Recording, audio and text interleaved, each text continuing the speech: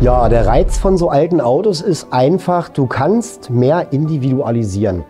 Wenn man guckt heutzutage, die sehen von innen alle gleich aus. Die haben so viel Elektrik und so viele Sicherheitsfeatures drin, da bleibt dir nicht mehr viel Möglichkeit, da deine individuelle Note, zumindest was den Innenraum angeht, reinzubringen.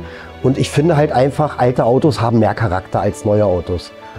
Und nicht, dass ich jetzt unbedingt geil drauf bin, alle 2 Wochen irgendwas heile machen zu müssen, weil es kaputt gegangen ist. Aber wenn mal was kaputt geht, ist die Technik sehr überschaubar.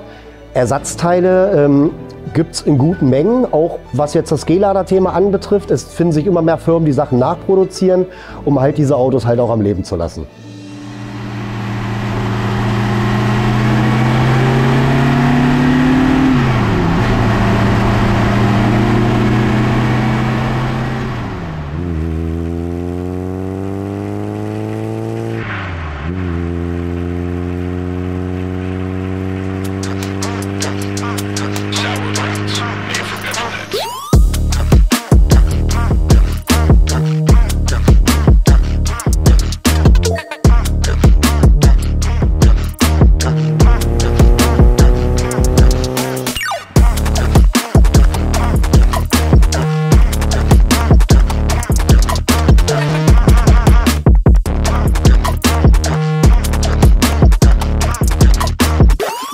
Der Moment, wie ich zum Tuning gekommen bin, kann ich mich ganz grob erinnern, war auf Klassenfahrt auf irgendeinem Bahnhof, frag mich nicht wo, Langeweile gehabt, in den Zeitungskiosk reingestiegen, reingelaufen und dann, ich glaube, das erste, was ich gesehen habe, war die VW-Szene, hat mir gefallen. War ja eh schon so ein bisschen VW-Fan, weil Vater halt einen hatte. Das erste Auto nach der Wende war halt ein Volkswagen und dann ist man halt so ein bisschen gepolt. Ich denke mal, wenn es ein Opel gewesen wäre, wäre es ein Opel geworden. War nur aber ein VW. Ja, und dann die Autos gesehen in der VW-Szene, schwer begeistert gewesen und dann ging das so Step by Step los. Also beim Fahrrad jetzt natürlich noch nicht. Dann gab es das erste Moped. Das war natürlich voll original und das war mit 16 natürlich voll scheiße. Ja, und dann ging das halt los mit Höherlegen, Enduro-Auspuff dran und was man alles gemacht hat, Schutzbleche abgeschnitten und so weiter und so fort. Und dann kam die Lehre als Kfz-Mechaniker im örtlichen Autohaus. Ja, da hat mich das dann weiter interessiert schon. Nach wie vor immer noch am Moped gewesen. Dann kam man dann irgendwann so in die Fraktion, dass man mal nicht nur die Optik gemacht hat, sondern auch mal ein bisschen den Motor gemacht hat. Hat er nicht so lange gehalten, aber man wächst ja mit seinen Aufgaben, ne?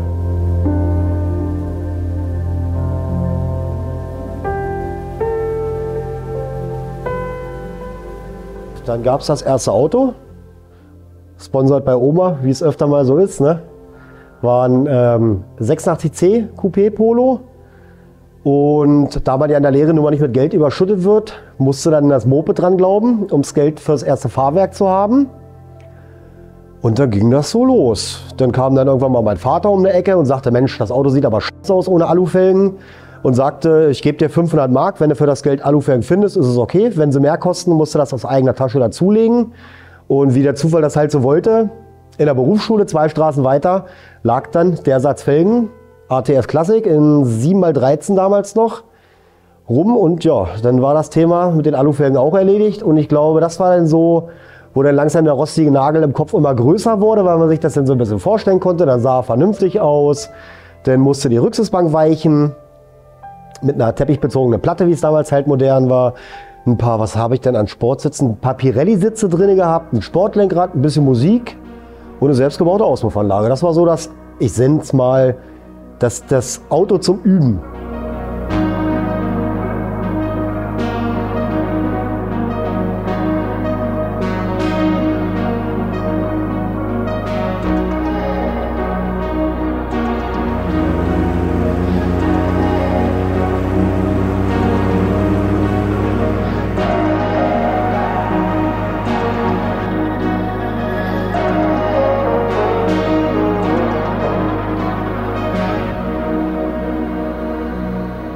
Bevor es weitergeht mit dem Derby von Andreas, möchten wir euch unseren Ostersale ans Herz legen.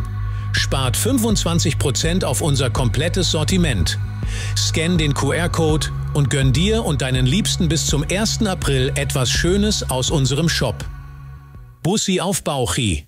Ja, dann hat man sich halt Monat für Monat immer die VW-Szene gekauft und irgendwann war in einer Mal ein 211 Derby abgebildet und ich habe mich sofort in die Karosserieform verliebt, weil zum einen sehr selten, Coupé und Steilheck, die gab es halt ohne Ende und die Kisten hast du absolut nicht gesehen, gab es nicht.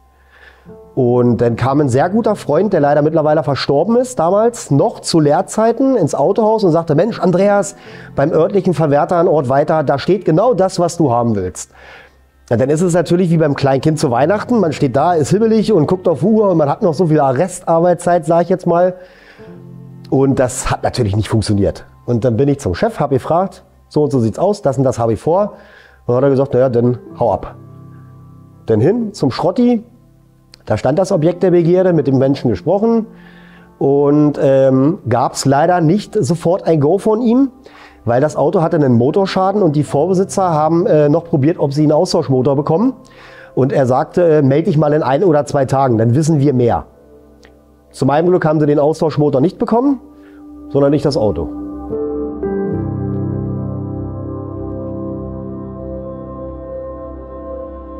Ich habe damals gar nicht für bezahlt. Ich habe bei meinen Eltern geholfen, den Hof mitzupflastern.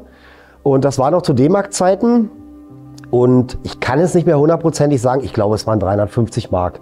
Das haben mir meine Eltern als Geburtstagsgeschenk, zum Teil aber auch als, als kleines Dankeschön, weil wir halt den Hof gepflastert haben, geschenkt. Und dann hatte ich ja noch den anderen Polo, also war die Frage von dem Motor jetzt auch nicht so dramatisch. Konnte man ja das eine ausbauen und das andere einbauen. Das hat aber nicht so richtig funktioniert beim TÜV, weil der Motor war älter als das Auto. Hat also nicht funktioniert. Kein G-Cut, keine Eintragung. Ja, was machen? Tja, lange Rede, kurzer Sinn. Bei dem Lackierer, wo wir unsere Autos immer hingebracht haben von der Firma, stand ein Steilheck GT mit 75 PS. Wir haben mit ihm kurz gesprochen, was mit dem Auto ist. Er sagt gar nichts, er wird in eine Presse geschoben. Denn das letzte Ersparte zusammengekratzt und für, ich glaube, es waren damals 500 D-Mark das Auto dann halt zu meinem Onkel in die Firma geholt, dem ich auch noch einen sehr großen Dank aussprechen möchte, dass ich diese ganzen, ich nenne es jetzt mal Faxen, da überhaupt machen durfte in seiner Schlosserei, sprich mit Maschinen, Schweißgeräte, Material, ist ja auch nicht selbstverständlich und dann ging das halt los. 8 Böcke, 2 Autos hoch und dann einmal alles von rechts nach links, also quasi einmal Rohkarosse und zurück.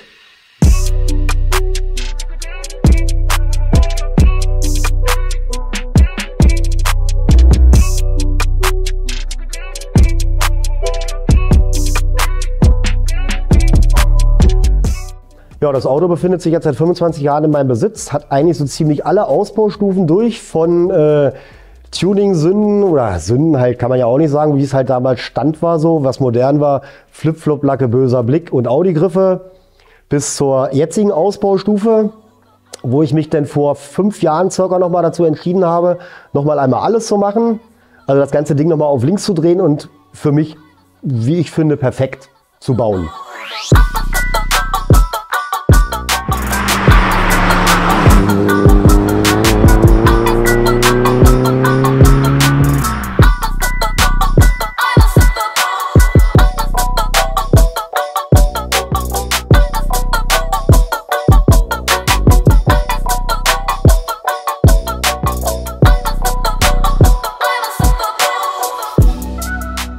Verbaut ist komplette G40-Technik, also der Technikpart halt, im Innenraum Edition One, Recaros vorne, Corrado Rücksichtsbank hinten, denn der Überrollbügel, der ist erst später nochmal mit eingezogen, da musste der Sattler dann nochmal ran, um die Rücksichtsbank nochmal ein bisschen umzubauen.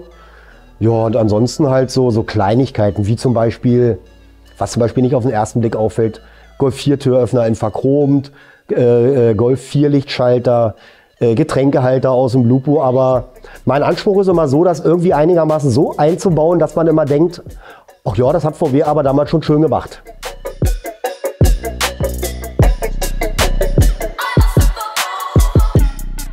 Ja, unten im Keller liegt dann halt das neue Armaturenbrett, kann man sagen, weil das alte sieht ja optisch, es ist halt, hat gelebt halt. Ne? Das Auto ist ja mittlerweile 25 Jahre mal im Besitz, das gleiche Armaturenbrett und da bleibt es halt nicht aus, dass das irgendwann mal nicht mehr neu aussieht, nicht mehr schön aussieht.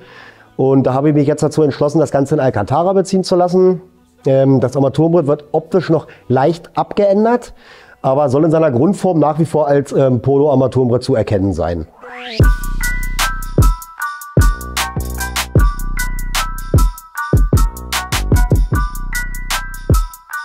Der Motor ist ein Original 1.3 G40, noch.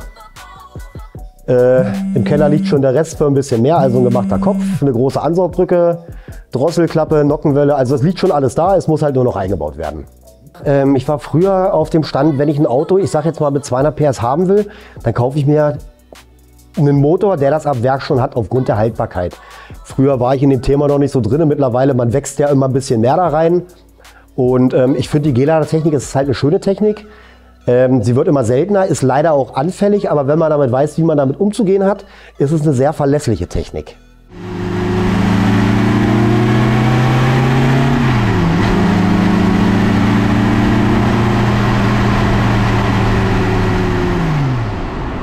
Im Laufe der Zeit hat man natürlich auch so ein paar verschiedene Sachen durchgespielt, von Mercedes CLK-Kompressor über den Turbo-Umbau.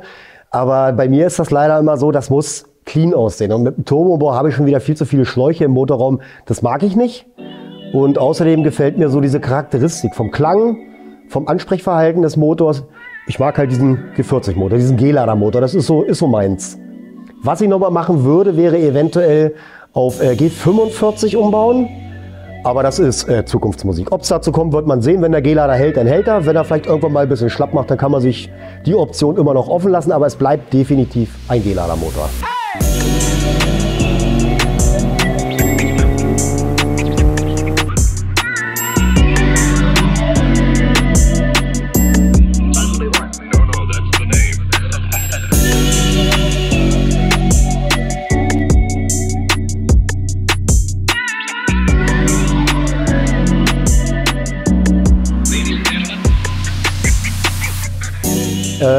Dann ging das wieder los mit neuen Felgen, weil der Trend der Zeit war halt nun mal leider so, Felgen müssen nicht, aber können größer werden.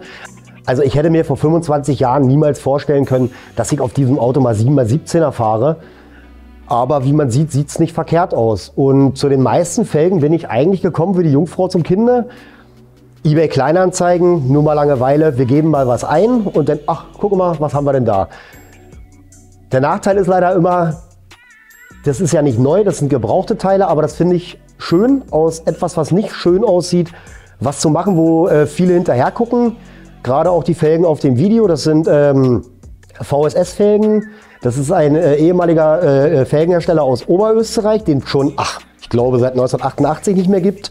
Und somit haben diese Felgen, allein schon wieder diese Felgen, so ein Alleinstellungsmerkmal. Ich habe sie noch nie gesehen. Ich habe sie niemals gesehen. Es wird immer gesagt, es wären aktive Felgen umgebaut auf mehrteilig, wo ich dann immer sagen muss, nein, es sind VSS-Felgen und dann sieht man immer die Kinnladen runterklappen von den Leuten, die dann fragen und sagen, nee, das kennen wir ja gar nicht.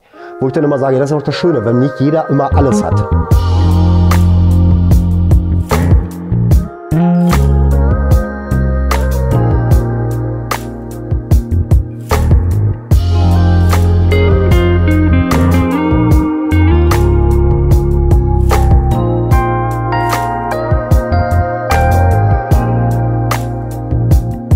Und der Fakt ist einfach der, ich habe mich dann auch im Internet mal so ein bisschen belesen, wo denn diese Felgen herkommen. Man ist ja dann auch ein bisschen neugierig und habe dann rausgekriegt, dass diese Felgen, wie gesagt, in Oberösterreich, Vorarlberg heißt, glaube ich, das Bundesland bei denen, ich bin mir jetzt nicht so sicher, produziert worden. Und dem guten Mann wurden leider in der Alugießerei die Gussform für diese Felgen geklaut.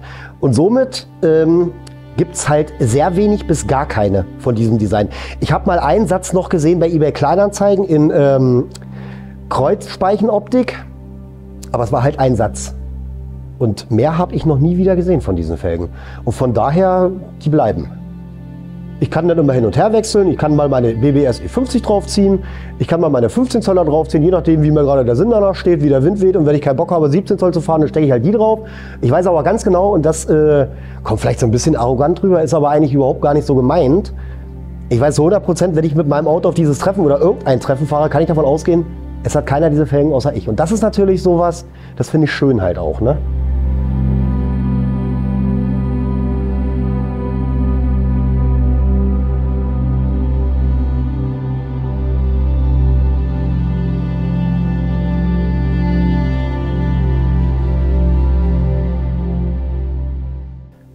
Dann bin ich eine ganze Zeit lang die Kombination Koni Gelb und Jamex Federn gefahren. Das hat auch super funktioniert, aber du bist in deiner Höhe begrenzt. Dann war das nächste Fahrwerk ein TH Technics Gewindefahrwerk. Kann ich nicht drüber meckern, alles super, alles klasse, hat auch super gepasst.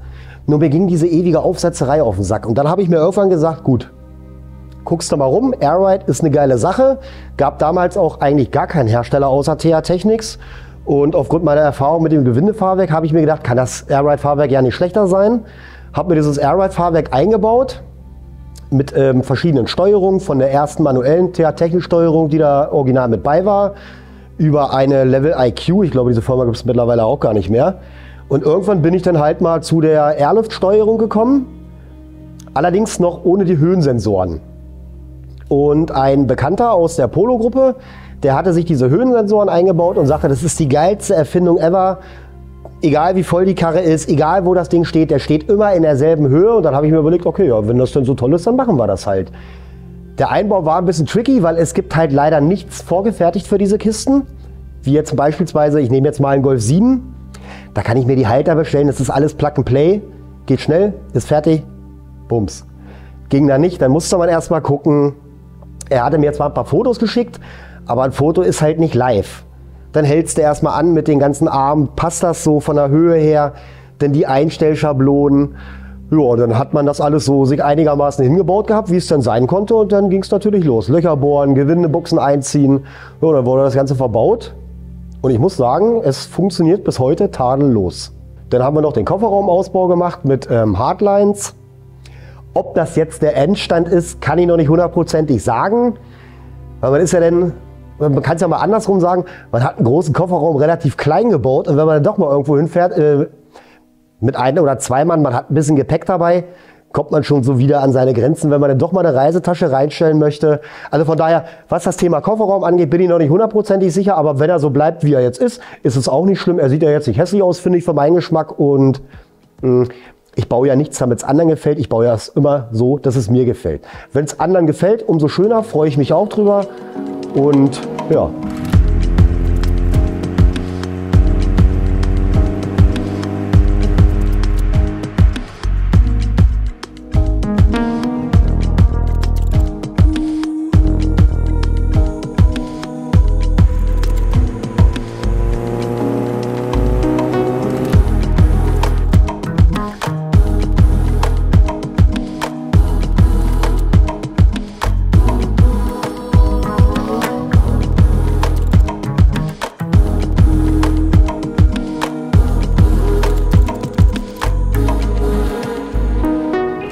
Bedanken möchte ich mich natürlich bei allen, die irgendwie mal mit angefasst haben, Freunde, Familie.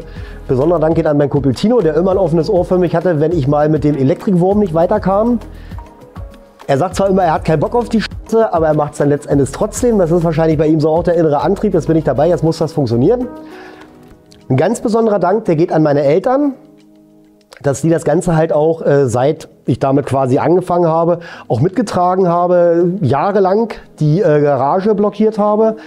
Ganz besonderer Dank geht auch nochmal an meinen Onkel und seine ehemalige Firma, Metallbaufirma, wo ich eigentlich, wenn ich irgendwas hatte, sprich jetzt Metallverarbeitung, Schweißen etc. pp. Immer hin konnte, eigentlich alles machen konnte, was ich wollte.